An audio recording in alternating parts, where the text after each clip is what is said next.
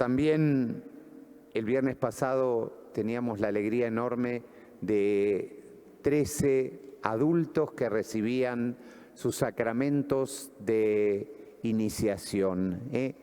Y eso abre, en medio de todo lo que vivimos, en medio de todo lo que nos pasa, a veces justamente perdemos esa noción, ¿no?, de lo que Dios va gestando en medio de nuestra vida. Yo siempre recuerdo un diálogo imaginario, pero posible, que Italo Calvino escribió en una de sus obras, que se llama Las ciudades invisibles. En ese libro, Calvino imagina un diálogo entre el Kublai Khan y Marco Polo. Y entonces el Khan le pregunta a Polo cómo es esa ciudad hacia la que nos dirigimos, ¿no? Y Polo le dice, mira, dice, en la vastedad, porque obviamente el imperio del Khan era enorme, dice, en esa vastedad yo no sabría decirte dónde está la ciudad. Sé que aparece cada vez que una persona se saluda con otra, en una conversación linda, en un paisaje que nos despierta la alegría del corazón. Dice, en medio de todo eso va surgiendo esa ciudad nueva. Y yo creo que en medio de todo lo que vivimos, en medio de todo lo que padecemos, en medio de la crisis cotidiana, justamente hoy que la palabra de Dios se adentra en lo que se llama el discurso escatológico, esto es, el discurso de los momentos finales, el discurso también de la crisis, Jesús nos invita a renovar nuestra mirada. A renovar nuestra mirada también significa muchas veces a ver más allá de lo evidente, porque hay cosas que nos pueden pasar por alto. Cada uno de nosotros habrá traído hoy en su corazón un montón de cosas y se encuentra con la comunidad que, por ejemplo, hoy está celebrando que los niños recibieron la reconciliación por primera vez. Y eso nos hace pensar, aquellos que quizá, como yo les decía el otro día, en el bautismo de personas adultas, en la confirmación de personas grandes, que la fe sigue obrando en medio de los corazones, que sigue habiendo, porque todo esto no podría ser de otra manera que no fuera desde la libertad, que no fuera desde las ganas de acercarse a Dios, de recibir de Dios algo, su presencia. Entonces, hay cosas que a veces, y decimos, y esto no solo no va a aparecer en ningún diario ni en ninguna crónica de esta semana, pero aparece en el diario de nuestro corazón, en el diario de nuestra vida. Yo ayer compartía en el Colegio Mazzarello la alegría de la comunidad salesiana, sus primeros 140 años aquí en Morón. El Colegio María Auxiliadora fue fundado hace 140 años. Nosotros compartíamos hace menos de un mes los 292 años de parroquia. ¿Y por qué digo todo esto? ¿En una especie de cronología?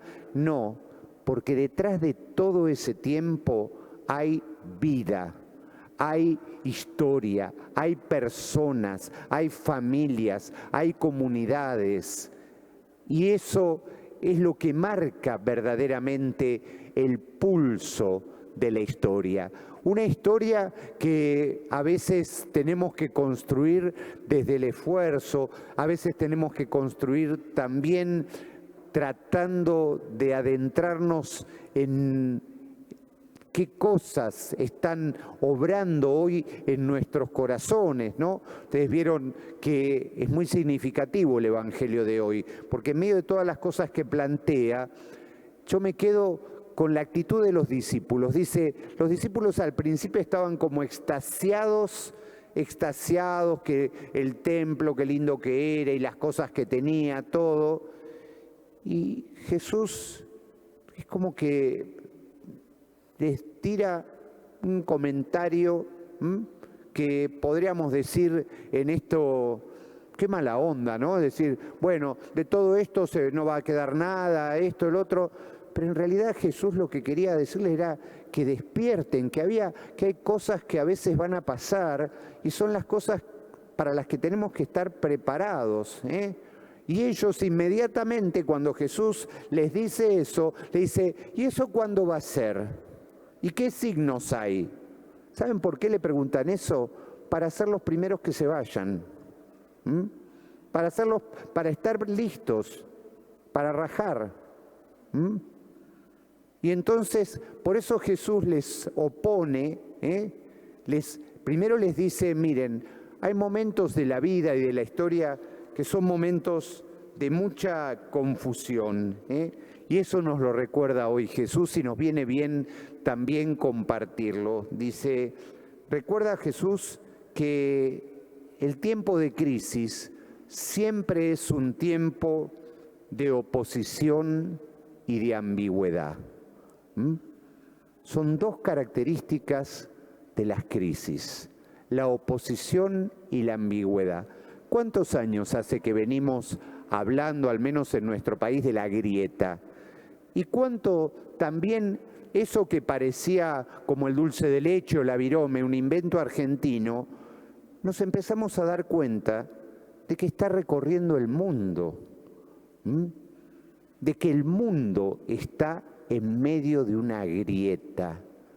¿Y eso qué significa? ¿Qué es la grieta? Es eso, una mezcla de oposición y de ambigüedad, donde es como una especie de reedición actualizada y magnificada del cambalache, aquello que Discépolo, casi como un profeta, escribió en sus versos. Y entonces, ¿qué es lo que Jesús dice en medio de esto? Bueno, lo primero es lo que nos muestran los discípulos. Uno, ante la crisis, ante la oposición, ante la ambigüedad, quiere soluciones rápidas, cosas que nos quiten, por así decirlo, que nos hagan olvidar de lo que está pasando y que pase el que sigue. Jesús nos invita a algo distinto, nos invita a algo distinto. Jesús hoy le pide a los discípulos que ejerciten una virtud, que es la virtud de la perseverancia, la virtud de la perseverancia, que no es algo fácil. Hacer las cosas de todos los días con cariño, con detalle, sin empezar a hacer como una especie de cortar y pegar todo el tiempo, eso es la perseverancia. Eso es la perseverancia.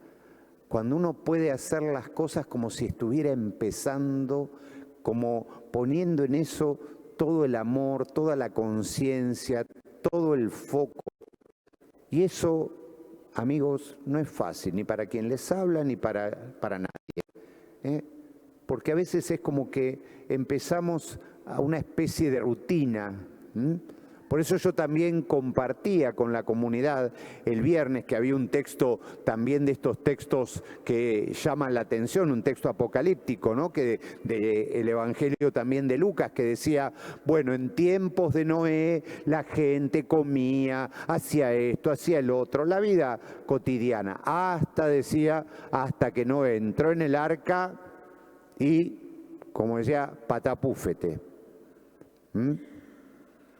En tiempos de Lot pasaba esto, pasaba el otro, la gente hacía esto, hacía el otro, hasta que nosotros podríamos decir, en nuestros tiempos nosotros íbamos, veníamos, esto, el otro, hasta que apareció la pandemia y tuvimos que caminar un tiempo más que duro y difícil.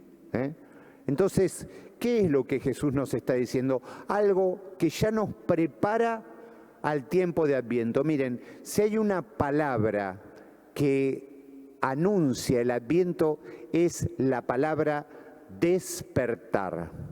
Hay una canción hermosísima que solamente se canta en el tiempo de Adviento, que se llama Despertemos, llega Cristo. Solo se canta en el tiempo de Adviento, pero es como decir despertar. Despertar es salir como de ese estado donde no queremos tomar conciencia de nada, que podría ser el sueño, que el sueño a veces es pesadilla. Hay que despertar. ¿Por qué? Porque cuando uno despierta y ve las cosas tal como son, ahí puede hacer algo. Ahí puede hacer algo. A veces nos pasa cuando soñamos, vieron, particularmente si el sueño es medio complicado, y uno a veces se da cuenta que está soñando. Y entonces uno en el sueño dice, a ver cuándo me despierto. A ver cuándo me despierto. ¿Por qué? Porque uno necesita volver a aferrarse a la realidad, porque se da cuenta que todo eso que está viviendo es como que no lo puede manejar. ¿Por qué? Porque eso está construido en base a nuestras fantasías, a nuestros miedos, a nuestras cosas que hay adentro de la cabeza y del corazón. En cambio, cuando uno está despierto, si bien todo eso también puede estar, uno también tiene otras cosas, la decisión, la fuerza, y tiene cosas también que Dios nos regala, la gracia, la palabra, los sacramentos. Entonces, eso es lo que hoy queremos pedirle a Jesús, que nos despierte para compartir, para construir, para mirar que siempre, siempre hay una salida, pero que esa salida nos tiene a cada uno de nosotros como protagonistas, no desde afuera, sino desde adentro. Como hoy justamente Dios quiso tener de protagonista a estos amigos que recibieron su amor y su misericordia y que nos enseñan y nos recuerdan también a nosotros que el amor y la misericordia del Señor permanecen para siempre. Por eso los invito a que nos pongamos de pie y proclamemos una vez más nuestra fe. Creo en Dios, Padre.